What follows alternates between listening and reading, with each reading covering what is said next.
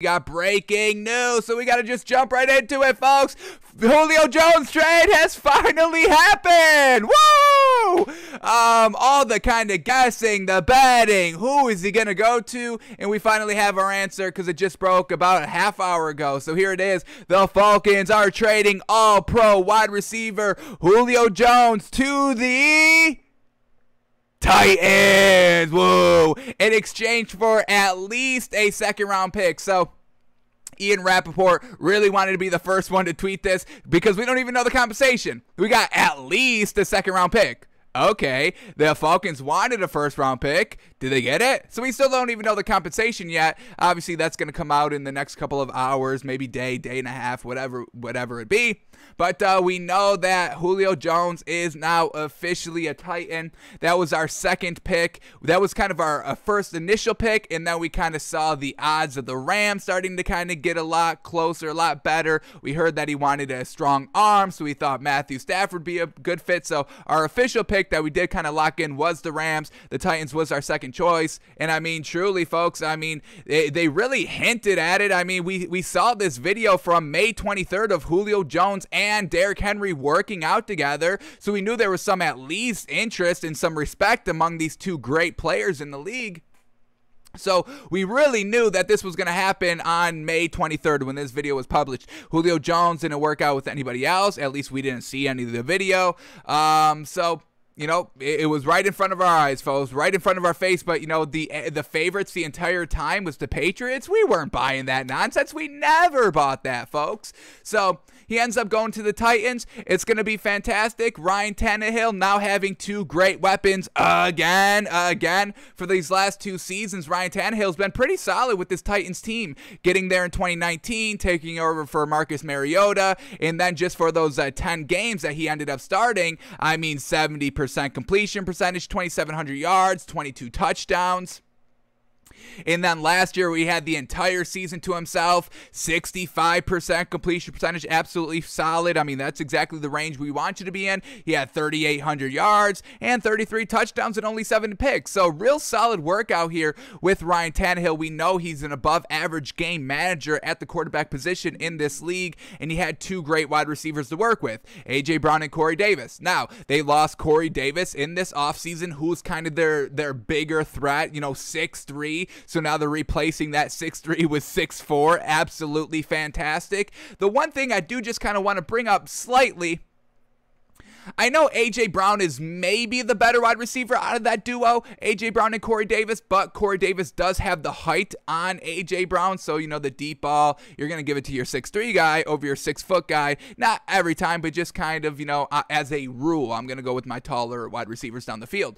But what Ryan Tannehill was doing, and I know A.J. Brown's real good, but it was kind of strange that, you know, he was kind of targeting a shorter wide receiver on their team a little bit more, even though, you know, also while him being kind of younger. A.J. Brown, only 2 years in the league, got there in 2019, the rookie year, when Ryan Tannehill got there as well. And Ryan Tannehill last season targeted A.J. Brown, the 6-foot wide receiver, a little shorter than Corey Davis, 106 times, where he targeted Corey Davis 92 times. So the difference is not that much, and it's barely that much of a difference, and they still had great productions. A.J. Brown had a 66% catch percentage, real solid. It's all right. In 1,000 yards, 1,075 yards receiving. But then Corey Davis, he was only targeted 92 times, still made the most out of it, 984 yards, fantastic, 70% completion catch percentage, absolutely fantastic. So Ryan Tannehill working with A.J. Brown, and now Julio Jones is still going to be kind of this explosive offense, but we know Julio Jones is probably better than Corey Davis. He's got that star ability that Corey Davis just doesn't have. Corey Davis is a solid receiver. I'm not knocking Corey Davis.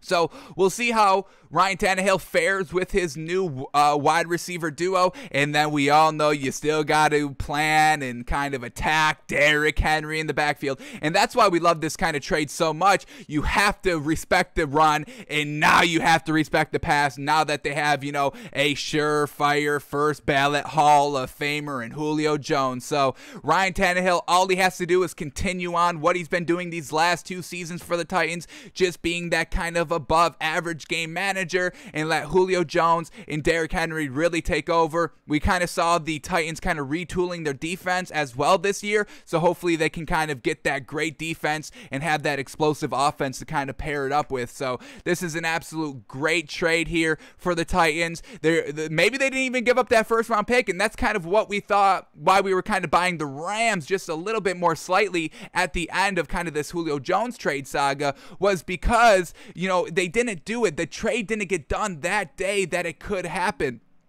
So, you know, our thinking was, you know, maybe no teams were really offering the first round pick. You know, we've been bringing up Randy Moss, you know, him retiring at 32, Julio Jones at 33 with those kind of nagging hamstring injuries these last couple of seasons. So maybe our thinking was that these teams weren't ready to give up that first round pick. And that's kind of what it seems to be, at least a second round pick. So we don't know any of the other compensation just quite yet.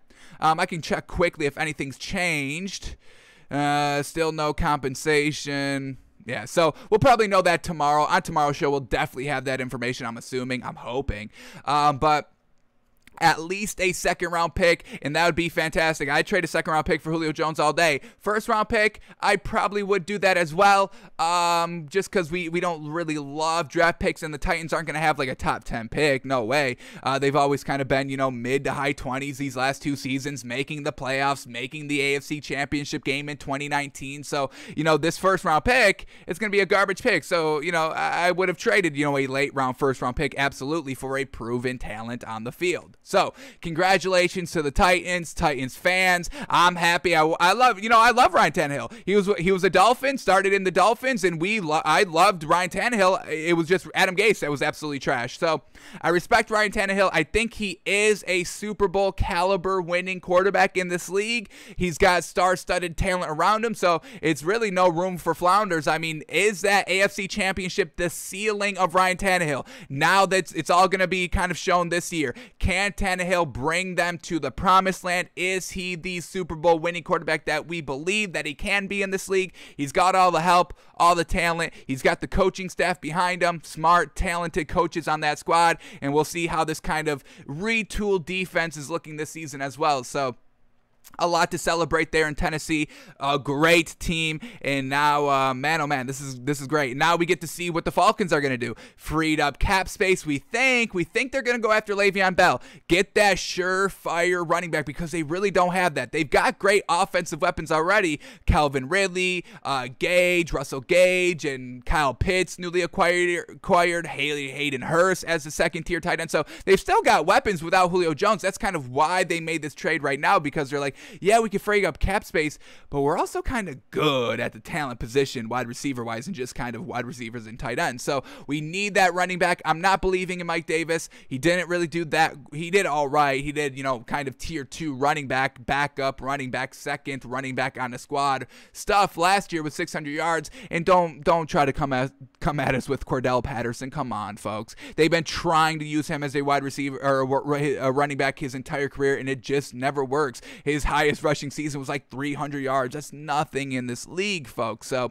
Falcons, go out and get Le'Veon Bell. You can kind of pay him, not a lot, because, you know, his kind of value has been decreasing, but you can give him solid money to bring him to your team now that the cap space is freed up. So I would be on the lookout for the Falcons signing a running back. I mean, the only kind of real running back right now available is Le'Veon Bell. You still got, you know, Frank Gore. We talked about that, but, you know, yeah, he's a tier 2 right now. You know, he is aging out of this league. So go get Le'Veon Bell, have an explosive offense, and see what you can do, probably on maybe potentially Matt Ryan's last leg here as an Atlanta Falcons starting quarterback.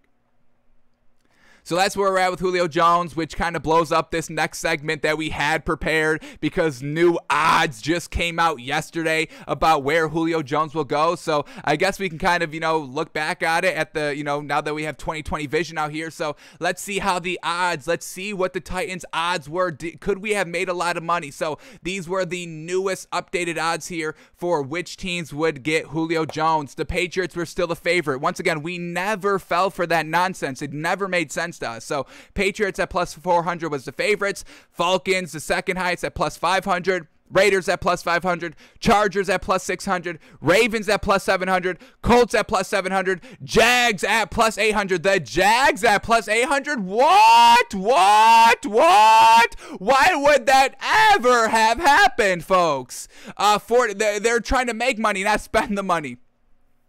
49ers at plus 800, and then there it is, folks, the crown jewel of odds, Tennessee Titans plus 800 at the very ending of where Julio Jones ended up. You could, if you bet 100, you would have won $800, 900 in total. You get your 100 back. You win 800 profito. Yes, sir. That's great money right there. So there was a lot of money to be made up until last night. But we also had the initial odds. How did the odds change? So these were, I believe, the first odds that kind of came out on Julio Jones' next team. These were the first odds right here.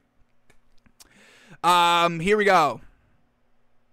Is this right? Yeah. Yes. Okay, so these were the initial odds of Julio Jones. The first time they came out, what you could have made if you bet the Titans. Here we go. Falcons at plus 500, Chargers at plus 500, Patriots at plus 500, Ravens at plus 600, Colts at plus 600, Raiders at plus 700, Titans at plus 700. How crazy is that? You know, the Titans' odds in the beginning were less than what they ended up at, and that's where he ended up.